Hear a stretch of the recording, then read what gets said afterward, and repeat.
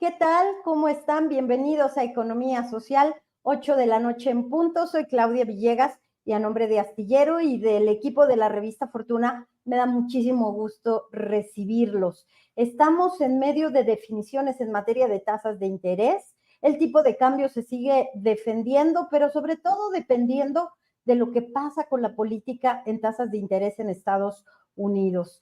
Hoy quisimos traerles un programa que seguramente les interesará porque los usuarios del sector bancario no solamente estamos sujetos a toda esta información sobre tasas de interés, sino que también estamos siendo bombardeados por la presencia de nuevos intermediarios, Sofomes, Sofipos, que ya son los vecinos pues un poquito ya más viejos del barrio respecto a las instituciones financieras tecnológicas, las famosas fintech, las entidades financieras digitales, virtuales. ¿Y esto cómo se opera? ¿Esto qué confianza nos debe generar? Para hablar de este tema de la era de las fintech, quisimos invitar esta noche al maestro Luis Bartolini. Él es experto en este sector en empresas fintech y consultor en materia de derecho financiero. Bienvenido, Luis Bartolini, a Economía Social. Muchas gracias, buenas noches, Claudia. Pues todo un placer estar otra vez contigo en este programa de Economía Social. Buenas noches a todos. Muchas gracias. Buenas noches, Luis. Luis Bartolini es parte de la comunidad Revista Fortuna. Tenemos el honor de tener su columna en las páginas y en el portal que es www.revistafortuna.com.mx. Ahí está la columna de Luis Bartolini. Luis, quisimos platicar contigo porque hay un dato disparador, como decimos nosotros aquí en Economía Social, sobre las fintech. Fíjate que recientemente nos decían algunas empresas especializadas en la medición de las carteras vencidas que las fintech, junto con el sector departamental y el sector que da créditos y que no son precisamente bancos, que son más bien entidades de comercio, están enfrentando las carteras vencidas más altas. Primero, este dato disparador que a mí me preocupó mucho, pero antes de pasar a ese dato, Luis, cuéntanos qué es una fintech y a partir de cuándo entran en el escenario estos bancos virtuales con los que podemos hacer también transacciones, nos pueden dar crédito, pero también qué tenemos que saber sobre ellos. Gracias. Mira, esta figura es una figura que aunque ya venía operando en términos materiales, vamos a decir, se reconoce a partir de la publicación de la ley para regular las instituciones de tecnología financiera, que se le conoce como la ley FinTech. Esta ley se publica en marzo del 2018 y tiene una serie de periodos transitorios precisamente para poder terminar de emitir la regulación secundaria, por un lado, y bueno, y la otra es para que las empresas que estaban operando tengan la oportunidad de presentar sus solicitudes y vamos a decir que regularizar esta operación en términos de la ley nueva, ¿no? Entonces, temporalmente vamos a pensar que el marco se da en marzo del 2018, aunque para efectos prácticos, realmente yo creo que la fecha que es fundamental es septiembre del 19, que es a partir de cuando las empresas que venían operando es la fecha límite para que presentaran su solicitud y entonces se genera una cascada de solicitudes de todas estas empresas. Entonces vamos a pensar que a partir de septiembre del 19 es cuando realmente se empiezan a recibir todas estas solicitudes por parte de las autoridades. Ahora, fintech es un concepto que propiamente no está definido en una ley. Realmente hay algunos conceptos, ¿no? Emitidos por organismos internacionales y demás, pero básicamente estamos hablando de empresas que prestan servicios financieros o que le proveen de ciertos servicios a aquellas empresas que prestan servicios financieros, pero el punto clave aquí es que esta prestación de servicios va a ser a través de herramientas tecnológicas informáticas. Entonces, vamos a decir que es esta mezcla de aspectos financieros, por eso la palabra, ¿no? Con tecnología. Y esto es muy importante porque entonces resulta que el universo fintech es mucho más grande que es lo que son las ITFs, que son las instituciones de tecnología financiera, que son las que están reguladas en la ley fintech. Entonces, este es un tema yo creo que relevante. Cuando tú me dices, por ejemplo, fíjate que se está reportando que algunas de estas fintech traen una cartera vencida más alta y demás, aquí la pregunta sería, ¿estamos hablando de las fintech reguladas o estamos hablando de las fintech no reguladas? Porque si partimos de la base, fíjate, fintech reguladas a la fecha están publicadas en el Diario Oficial 67. De estas 67, hay 45 que son IFPs y 22 que son IFCs, que son las que en dado caso podrían ser operaciones de financiamiento entre los inversionistas y los solicitantes.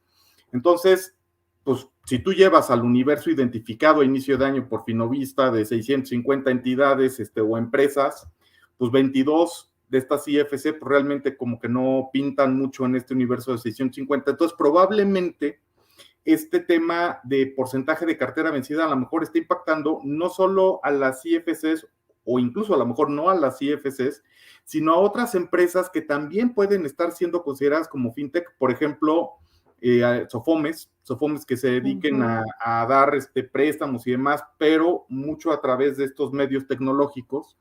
Sofipos, algunas Sofipos están fungiendo realmente como fintech, etcétera. Entonces, eso yo creo que es importante, ¿no? El universo fintech es más grande que las entidades que están reguladas financieramente como ITFs. Uy, qué interesante y qué retador para los usuarios del sector financiero, Luis, porque pues nos ofrecen créditos, nos ofrecen tarjetas, nos ofrecen incluso prestar dinero, pero ¿cómo saber cuáles son las reguladas y no reguladas? Y antes de que nos contestes, quiero agradecerle a toda nuestra audiencia que está conectada aquí en Comunidad Astillero y comentarles que Luis Bartolini es consultor en Derecho Financiero, Bancario, en entidades financieras populares y fintech, como les decíamos. Él es licenciado en Derecho de la Universidad La Salle. Tienes muchos alumnos en el sector financiero que te quieren mucho, Luis. Y eres maestro en Derecho por la Escuela de Graduados en Gobierno y Políticas Públicas del Instituto Tecnológico de Estudios Superiores de Monterrey. Y en tu trayectoria laboral figura haber participado en grupos financieros como Vital, Serfin, Capital, Quadrum. Fuiste funcionario en la época del rescate al Fondo Bancario de Protección al Ahorro en labores de política pública. Y déjame decirle a nuestra audiencia que tienes mucha experiencia en cuanto a la regulación, porque te tocó ser uno de los funcionarios que ejecutó la puesta en marcha de la ley FinTech. Dicho eso, pues para nosotros es muy importante lo que tú nos puedas decir, porque ahora desde la trinchera de los usuarios del crédito, pues tenemos que tener información, cómo podemos hacer para saber que son reguladas o no reguladas, pero lo más importante, Luis, ¿hace la diferencia para el usuario que sean reguladas o no reguladas? Yo creo que son preguntas muy, muy importantes. Como decía, este universo fintech es muy amplio y entonces vamos a encontrar una serie de figuras que lo van a componer. Pensemos, por ejemplo, en una SOFOM. Las SOFOM se dividen en dos, que son las SOFOMes entidad regulada y la SOFOM entidad no regulada. Sin embargo, aún la que se llama entidad no regulada, finalmente está regulada. ¿Por qué? Porque está regulada por Conducef. Está regulada por la Secretaría de Hacienda en materia de lavado de dinero y supervisada por la Comisión Nacional Bancaria y de Valores en materia de lavado de dinero, etcétera. Entonces, desde ese punto de vista, pues vamos a decir que una SOFOM, aunque sea una entidad no regulada, tiene cierto nivel de regulación y de supervisión. ¿A dónde voy? si nosotros partimos de la base de que una SOFOM, pues entre otros de sus principales objetos, tiene precisamente el dar crédito, vamos a pensar que en este ejemplo estemos hablando de una SOFOM, ya sea que tenga tarjetas de crédito, o que dé créditos personales, o que financie adquisición de vehículos, lo que sea.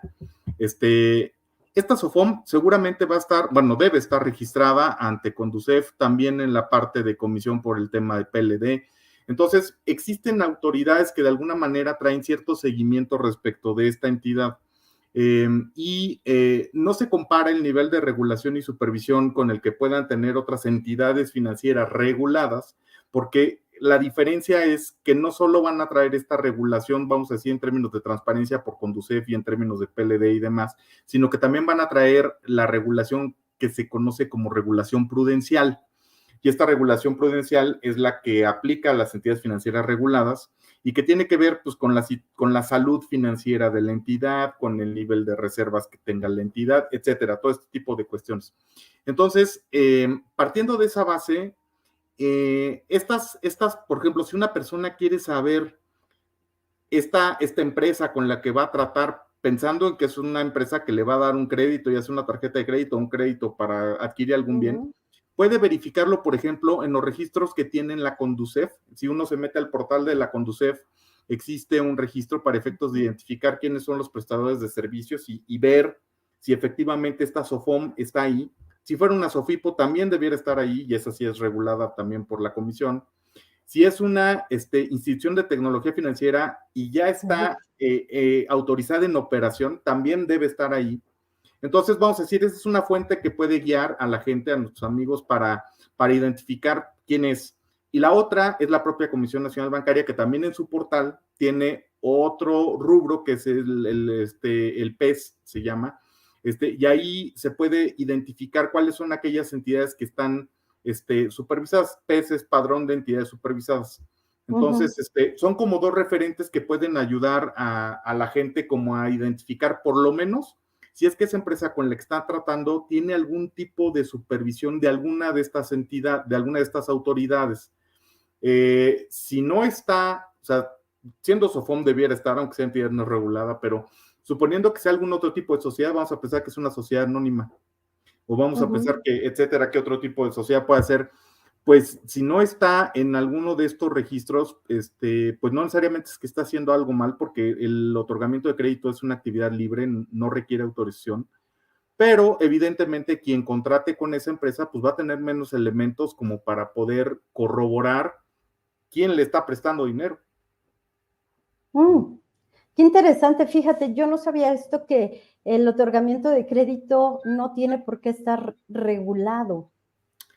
Sí, fíjate que a partir de la reforma de 2006, donde nacen las SOFOMES precisamente, lo que se decidió por parte de las autoridades financieras en su momento es que ciertas actividades no tenía sentido que estuvieran reguladas y supervisadas financieramente. Y concretamente estamos hablando del otorgamiento de crédito, del factoraje financiero y del arrendamiento financiero. Entonces, antes, si nos acordamos, había arrendadora financiera fulanita, factoraje financiero fulanito, y estaban aparte las financieras, como se les llamaba, que eran pues, las que daban crédito. A partir de esta reforma y que se crea esta figura que es precisamente la sociedad financiera objeto múltiple, como su nombre lo indica, lo que se busca es que esta actividad la pueda realizar cualquier persona. De hecho, la ley dice que estas tres actividades no requieren autorización gubernamental alguna, así expresamente. Entonces, el otorgamiento de crédito es una actividad libre. Lo que tiene una restricción categórica y que de hecho su violación pues, es materia de delito, es la captación, o sea, la captación de recursos. Pero la parte de otorgamiento de crédito es libre. De hecho, por ejemplo, si nosotros vemos, pues hay casas comerciales, tiendas, ¿no? Departamentales, que dan crédito y bueno, pues lo han hecho además desde hace mucho tiempo, pero vamos, es una actividad libre y lo pueden hacer sin ningún problema. Estas empresas, por ejemplo, si tú tienes un problema con una tarjeta de crédito de una casa comercial, de una tienda departamental, la autoridad competente es Profeco. Y si tu problema es una tarjeta de crédito de una SOFOM, la autoridad competente es Conducef. O sea, son básicamente lo mismo O sea, materialmente es lo mismo, pero como el sujeto tiene una naturaleza distinta, entonces la autoridad competente es otra. Qué interesante, porque nuestros amigos y nuestras amigas que nos escuchan, bueno, pues comentan cómo de alguna manera el nivel de tasas de interés, pues es casi al libre albedrío de quien te presta, Luis. Entonces, ¿cómo se puede proteger un usuario del crédito? Te proteges leyendo los contratos que firmas.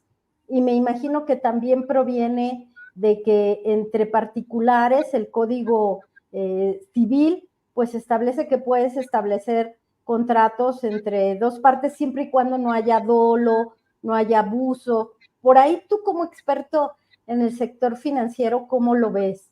Porque tuvimos en la Suprema Corte de Justicia temas como agiotismo, tuvimos también el tema de cómo se mencionaba, Luis, intereses sobre intereses, anatocismo, Anatocismo.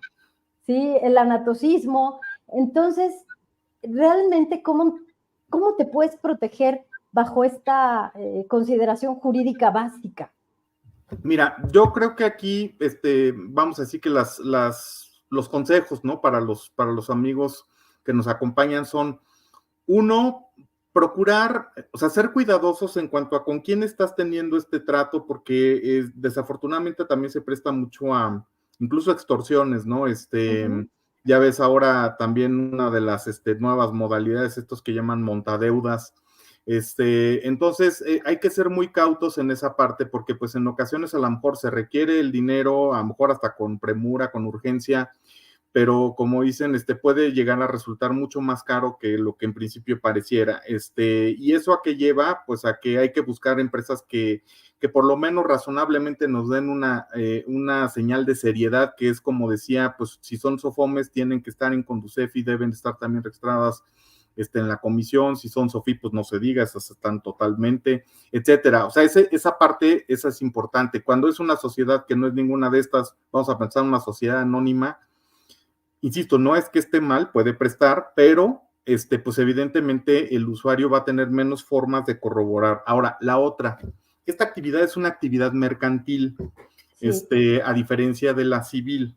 La civil, vamos a decir que la civil tiene ciertas limitantes, y ciertos aspectos que son propios del derecho civil, ¿no? Incluso una figura que se llama lesión, que no aplica en derecho mercantil. Ok, ahí Entonces, yo dije una cosa incorrecta. Es una operación mercantil. es mercantil, exactamente, y eso es importante, ¿por qué? Porque en materia mercantil pues la ley ha privilegiado obviamente la voluntad de las partes en el negocio que están haciendo. O sea, y entonces estos aspectos de protección que son típicos del derecho civil no están en el mercantil. Oh, caray. Desde ese punto, o sea, por eso es importante, porque a lo que voy es, de hecho, cuando se dieron estos litigios que mencionas tú, que de hecho, bueno, pues la mayoría fueron derivados de la crisis del 94 y 95, que se pusieron a prueba muchas figuras jurídicas y demás, pues uno de los temas que estaban en discusión era ese, ¿no? Porque esta figura de natocismo es una figura de derecho civil, no mercantil. Por eso, pues al final las resoluciones, pues terminan, no dando razón al tema. ¿Por qué? Pues porque finalmente es una figura de derecho civil y no de derecho mercantil. Esa es una parte complicada que nos lleva a que, tratándose de crédito, que es un contrato mercantil, pues la verdad es que en principio pues lo que va a regir pues es lo que pacten las partes, y si las partes pactan condiciones pues muy fuertes y demás, pues en principio pues serían válidas. Ahora, estas empresas también tienen normalmente tasas más altas por una razón muy sencilla. Digo, hay tasas altas razonables y tasas altas absurdas, ¿no? Aberrantes. A lo mejor una tasa alta, por decir razonable, sería pensar que un crédito para automóvil, pues te lo den con un 18, un 20%, es alta, pero está dentro de lo razonable. Ahora, ¿qué pasa? Un banco a lo mejor te puede dar el mismo crédito con 13 o con 11%, pero porque el banco tiene la captación de los clientes y su captación, por lo tanto, es más barata y puede dar una tasa, o sea, vamos, una tasa activa, pues más alta, más baja también. En el caso de una de estas empresas que no pueden tener esa captación, es como si te dijera, por ejemplo, que para que una SOFOM de este crédito probablemente tuvo que ir a un banco a pedirle un crédito para poder prestar. Entonces, es obvio que la SOFOM no puede prestar a la tasa del banco porque de entrada la SOFOM es cliente del banco. Entonces, o sea, cualquier entidad de este tipo probablemente va a tener una tasa pues un poco más alta. Esa parte es, pues, es estructural. Claro. Ahora, aquí yo creo que como consejo, lo que es muy importante, lo que ya platicamos, pero la otra es, pues pónganse buzos con la tasa y que sea tasa fija. Porque donde creo que puede haber sorpresas siempre es cuando la tasa es variable y sobre todo si se construye con pues con la suma de otras cuestiones, ¿no? Entonces, o sea, yo creo que un consejo es, si vas a contratar con una de estas empresas y más, contrata con tasa fija. Si tú decides que está bien que te cobren 17%, 18 o 20 o 25, pues bueno, ya lo decidiste, pero por lo menos sabes que va a ser 17, 18 o 25% de aquí hasta que termines de pagar el crédito. Y no que vayas a tener una sorpresa a medio camino, sobre todo si estamos hablando de un crédito a lo mejor a 3 años, a 4 años, y que empezaste con 18% y de repente por X cuestión económica nacional, termines con una tasa de, no sé, del 50, ¿no? Eso es un poco parte de lo que pasó en la crisis del 94. Ese sería otro consejo. No, súper relevante porque estamos, insisto y regreso a la publicidad que nos está llegando de si necesitas un crédito, un préstamo, pídelo y en media hora lo tienes. Sí, pero ¿a qué costo?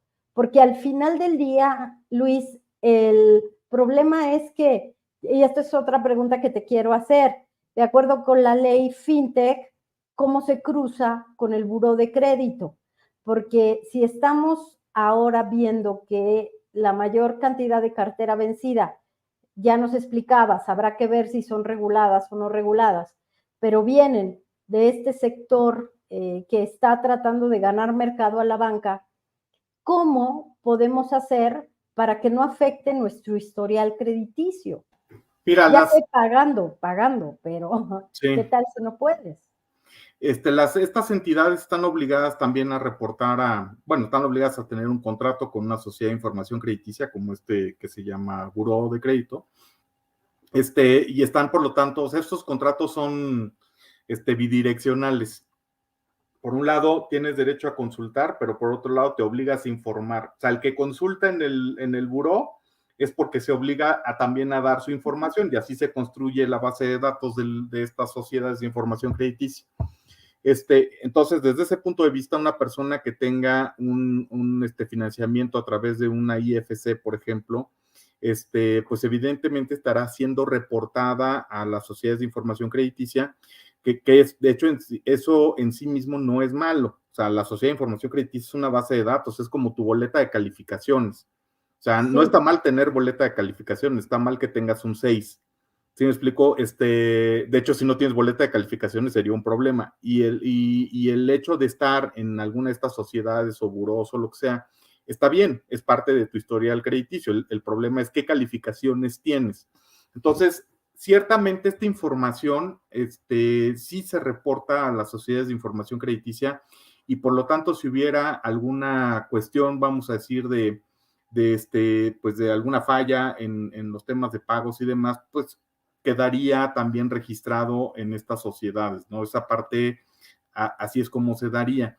Ahora, no todas las entidades o las empresas tienen el mismo rigor, vamos a decir, para efectos de valorar esos antecedentes de crediticios. O sea, si estamos hablando de un banco, bueno, pues ahí sí es categórico. Tienes una calificación negativa en una sociedad de información crediticia y seguramente la respuesta va a ser que no eres elegible para un crédito, ¿no? Porque la misma normatividad de alguna manera los lleva a eso. En protección de los intereses de los ahorradores, todo tiene una razón. Pero en el caso, por ejemplo, de una SOFOM, vamos a pensar una SOFOM que sea una entidad no regulada y demás, hasta cierto punto tienen la posibilidad de establecer políticas propias y a lo mejor algunas OFOMES dicen, pues mira, si no está tan mal, yo sí le presto. Y claro, pues a lo mejor su tasa de interés tampoco es la más baja, ¿no? Pero eso es una realidad. Entonces, este tipo de entidades, pues vamos, sí pueden ser como una alternativa cuando alguien ha tenido alguna falla en el historial crediticio. Pero es costoso, pero es más costoso, Luis, pero es una opción. Yo quisiera que me platicaras y compartiéramos con nuestros amigos y amigas de Economía Social Astillero, ¿cuál fue el espíritu de los legisladores cuando aprueban esta ley FinTech? ¿Qué se buscaba? ¿Qué se quería? Además, claro, de aumentar y profundizar el sector financiero, pero ¿qué debemos nosotros pensar y exigirle a estos participantes en el sector financiero? Un poco la exposición de motivos. ¿Qué motivó tener más jugadores? Ajá, mira, estas figuras, las ITFs, ¿no? Las instituciones de tecnología financiera, vienen vamos a decir que buscan cubrir un segmento del mercado que en principio pues no está siendo atendido con toda la eficiencia, vamos a decirlo de esa forma. Entonces, yo creo que el primer punto, uno de los primeros puntos que se buscan lograr, pues es fomentar la inclusión financiera, que ese ha sido como un gran reto que no se ha logrado satisfacer, vamos, en México tenemos una deficiencia, digámoslo tal cual, en materia de inclusión financiera comparada, pues digo, no digamos con otros países del mundo a lo mejor más avanzados, sino con países de Latinoamérica, vamos a pensar Argentina, Brasil, Chile, ¿no? Que de alguna manera son pues economías y culturas más o menos comparables y nosotros estamos por debajo, comparándonos con ellos de una manera pues más o menos notoria, ¿no? Entonces, esa es yo creo que un primer punto, vamos, inclusión financiera. Otro punto es el tema de lograr, vamos a decir, llegar a lugares que tiene que ver un poco con la inclusión, pero llegar a lugares en donde no necesariamente existe la infraestructura presencial que tienen a lo mejor, vamos a pensar típicamente los bancos, las sucursales, ¿no? ¿Por qué? Porque como se va a operar a través de medios tecnológicos, pues entonces a lo mejor no hay sucursal, pero a lo mejor si logramos poner una red de internet, pues ya puede haber una operación financiera. Entonces, eso sería, vamos a decir, otro de los principios o de los objetivos, obviamente, pues considerando que debe haber seguridad para el sistema financiero, evidentemente estabilidad, ¿no? Procurando la estabilidad, que debe haber equidad, que debe haber lo que llaman principio de neutralidad tecnológica, esto es que no vaya a haber alguna tecnología preponderante que excluya a otros participantes, y bueno, pues básicamente yo creo que serían como los objetivos. Ahora, lo que buscaban también con la ley es que la ley fuera una ley donde se establecieran ciertos principios y que ya el detalle quedara en la regulación secundaria, con la intención de que esta regulación secundaria se pudiera actualizar pues casi cada año, ¿no? O sea, que fuera muy dinámica, muy flexible para poderse apegar a la realidad. Esa parte también creo que no se ha podido lograr porque es complejo. Es difícil, vamos a decir, el poder evaluar y adecuar, vamos a decir, la normatividad que hay financiera en general. Y en el caso, por ejemplo, de las normas fintech, es un menú de normatividad que bueno, o sea, para sacar algunas de estas normas, pues se llevaron las autoridades a lo mejor 2 años, entonces el pensar que se van a estar actualizando con esa agilidad que se había planteado de origen, pues obviamente está un poco difícil, ¿no? Pero es parte de las expectativas que se tenían. Ahora, yo creo que la que más aporta para estos temas sobre todo el tema de inclusión financiera y de democratización del financiamiento, pues es la IFC. O sea, es una forma muy interesante en donde, como yo digo, es gente prestando a gente. O sea, porque al final del día en una IFC no te presta la empresa, te prestan otras personas que son los inversionistas y que son igual que tú, nada más que ellos están prestando y tú necesitas el dinero. Entonces, la plataforma sirve como una cancha de fútbol para que jueguen los equipos ahí, pone las reglas y es el árbitro. Pero entonces, ese yo creo que es una aportación fuerte, y bueno, en la medida en que esto crezca, se difunda y sobre todo que crezca sanamente, porque si tú, por ejemplo, si tú me dices, oye, fíjate que están teniendo mucha cartera vencida y confirmamos que las que están teniendo cartera vencida son IFCs, pues entonces ahí hay como una llamada de atención para el sector, para las autoridades y eso, porque entonces habría a lo mejor que ajustar un poquito las tuercas en la parte de normatividad para evitar que pues que traigan este vicio, porque digo, ¿para qué queremos tener X número de empresas que a lo mejor en un año van a tronar? Sí, Luis Bartolini, consultor en Derecho Financiero. Gracias por este primer acercamiento a la era FinTech. Tú eres un experto muy importante en este sector. Te agradecemos mucho que hayas estado hoy en Economía Social. Luis, un último comentario que quieras hacernos sobre este tema, en dónde debemos estar como usuarios muy pendientes de lo que representa este sector fintech frente a algo que es real. Durante mucho tiempo, más allá de las tarjetas de crédito, que las tasas de interés superan el 40%, no hubo crédito para pequeñas y medianas empresas. No hubo crédito para emprendedores. ¿Qué es lo que debemos estar observando, Luis? Mira, yo creo como decía, las IFPES que son las de pagos, bueno, yo creo que evidentemente vienen a dinamizar todo el tema del sistema de pagos por naturaleza. Pero vamos a pensar que a lo mejor alguien que ya tuviera alguna cuenta bancaria, etcétera, pues puede seguir operando con esas cuentas y no necesariamente, salvo por alguna razón, tendría que entrar en un esquema de una IFP. Pero el caso de la IFC, creo que sí es un producto, vamos a decir, nuevo. ¿Por qué? Porque no te está prestando la empresa, te está prestando otra persona, a través de la empresa en este esquema, ¿no? Entonces, desde ese punto de vista, yo sugiero pues a los amigos que nos están viendo que le echen un ojo a estas entidades IFC, que son las de financiamiento colectivo, porque precisamente para esto que tú mencionabas, Claudia, ¿no? De pyme, o sea, emprendedores, y demás, son para eso. O sea, estas empresas, o sea, pueden servir para apoyar un emprendimiento, no sé, poner un restaurante, por ejemplo. Entonces, están hechas exactamente para eso y creo que sí están cumpliendo con ese objetivo. Entonces, a veces estamos pues muy acostumbrados a lo tradicional, ¿no? Con sus ventajas y desventajas, pero aquí a lo mejor la sugerencia sería para todos estos sectores que a lo mejor no han tenido una respuesta, pues apropiada por parte de la banca tradicional, vamos a pensar, a lo mejor el sector de las de financiamiento colectivo puede ser la alternativa, porque de hecho su naturaleza es esa, y varias de ellas sí están enfocadas a eso. Lo pueden ver en las páginas de internet. Ajá. Sí, claro. ¿Hay algún registro, hay algún padrón, algún directorio, Luis, donde podamos encontrar o cómo las encontramos? Mira, bueno, están registradas como comentamos en Conducef, como prestadoras de servicios financieros. Están registradas en la Comisión Nacional Bancaria de Valores, también en el PES, que es el Padrón de Entidades Supervisadas. Y si se meten a las asociaciones, a las páginas de las asociaciones, hay unas asociaciones que son para financiamiento colectivo y otras que son para fondos de pago, y hay otras que son genéricas.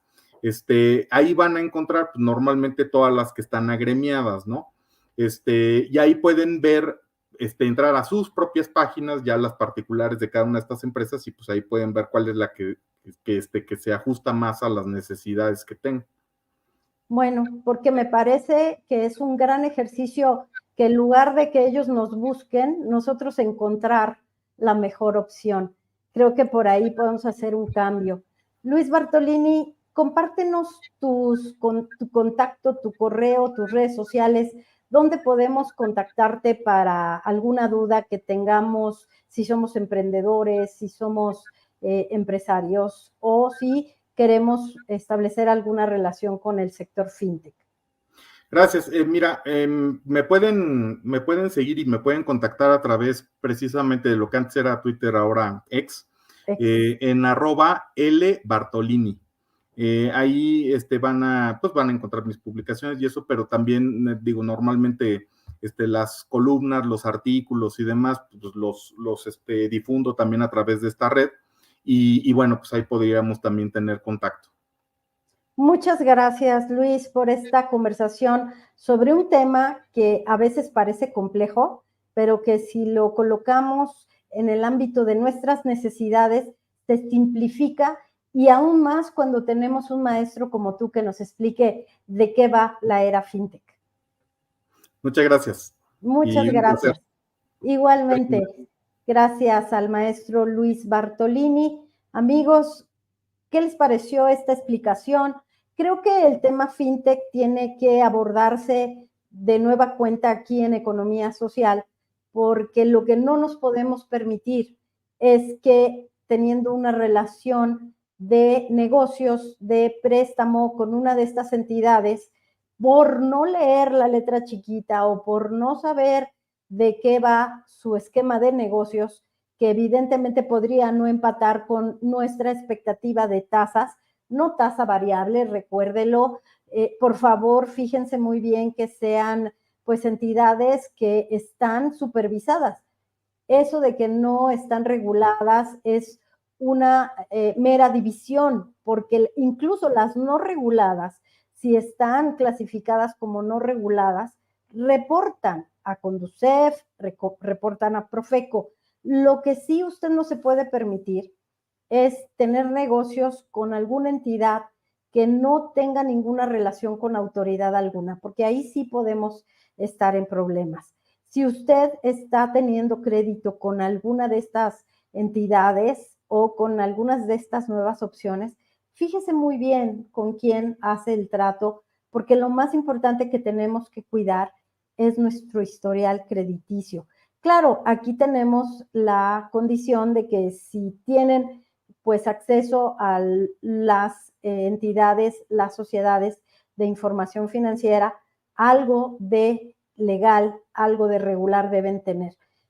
Pues espero que les haya servido este tema de las empresas fintech, de las entidades financieras tecnológicas que forman parte de esta nueva regulación. Quedamos al pendiente de todos sus comentarios. Gracias por compartir, gracias por darnos su like y los esperamos en la próxima emisión de Economía Social. Yo soy Claudia Villegas, la Villegas 1 en Twitter y en mi correo de Revista Fortuna. Estamos ahí para servirles, info@revistafortuna.com.mx. Que pasen una excelente noche y quédense con Julio Hernández Astillero en las charlas astilladas.